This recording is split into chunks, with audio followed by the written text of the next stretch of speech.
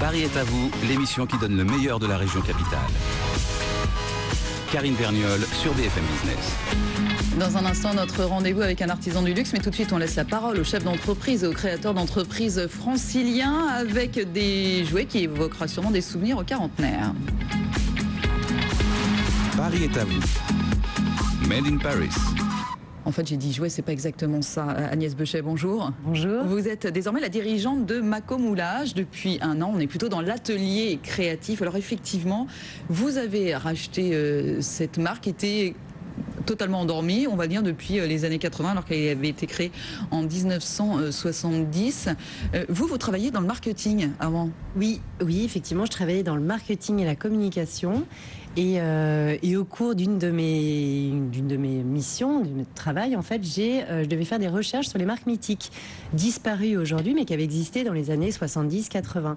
Et effectivement, je suis tombée sur Mako Moulage. Mako Moulage, c'était une marque qui était commercialisée, qui a été créée en 63 par Roland Schwartz, et qui avait disparu des points de vente depuis un certain nombre d'années. Et je me suis aperçue qu'il y avait un affectif énorme de la part de tous les gens que je pouvais rencontrer, et puis des gens qui étaient effectivement sur tous les forums, qui disaient: on adore Mako Moulage, où est-ce qu'on peut en trouver? J'adorais cette marque, etc. Et puis parallèlement, le marché des loisirs créatifs était en pleine progression depuis quelques années. Et je me suis dit, allez, si je relançais cette marque, je pense qu'elle aurait une place de choix aujourd'hui dans le cœur des consommateurs. On rappelle très rapidement, pour ceux qui ne connaîtraient pas, ce sont des petits moules en plastique, en silicone, qu'on remplit de plâtre et ensuite que l'on peint, etc., pour en faire des personnages complets. Exactement. Alors, ceci dit, une fois qu'on rachète la marque, elle est passée entre diverses mains. Bref, c'est pas la question de grandes marques de jeux. D'abord, est-ce que ça coûte cher de racheter une marque? Et après, qu'est-ce qu'on peut en faire? Est-ce qu'on peut relancer assez facilement? Écoutez, moi j'ai lancé cette aventure avec mes fonds propres, avec des prêts bancaires et des aides de l'État.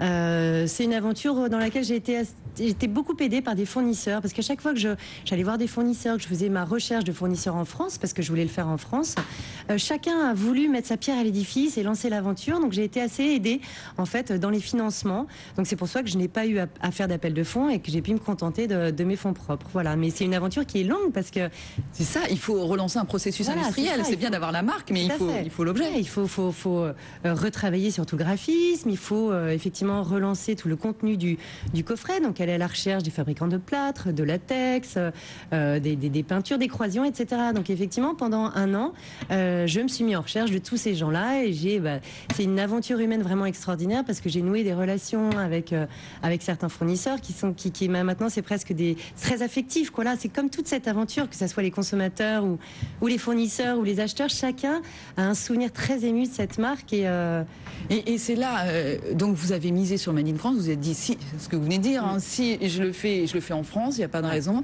Vous avez pu le faire. C'était pas évident au départ parce qu'il y en a une, vous l'avez sauvée in extremis. Oui, effectivement, ouais. L'entreprise. Oui, effectivement, c'était l'entreprise de latex qui avait racheté la société qui fabriquait les Mako Moulage de l'époque. Donc, ils avaient tout le savoir-faire industriel, toute cette histoire. Le directeur de la société qui s'appelle Digertex, c'est un passionné de latex, de moule, etc. Il est passionnant parce qu'il réalise tout lui-même dans les outils de production, etc. Et c'est vrai que j'ai choisi de travailler avec lui malgré ce que pouvait me conseiller ma banquière et ce que j'allais vous dire, oui. Expert, c'est ça, non? Attention, c'est une société effectivement en mauvaise santé financière. J'ai choisi de faire ce pari et de travailler avec lui.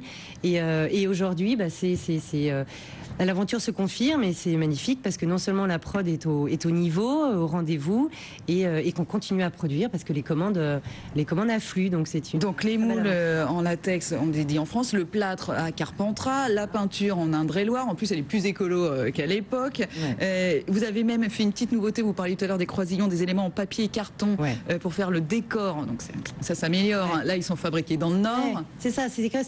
Mako Moulage, c'est une marque qui est dans le cœur de tout le monde, mais il faut présenter aux consommateurs des Mako Moulage de 2014, version 2014.